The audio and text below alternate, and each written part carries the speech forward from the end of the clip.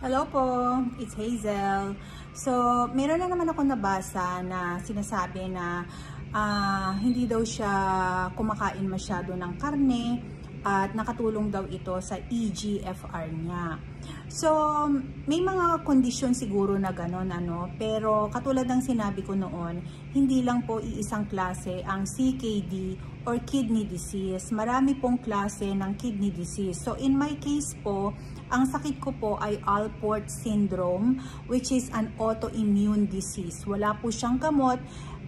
Over time ay nagpo-progress po ito at nag-end up ng renal failure. Kaya nga po ngayon nagpipidi ako or peritoneal.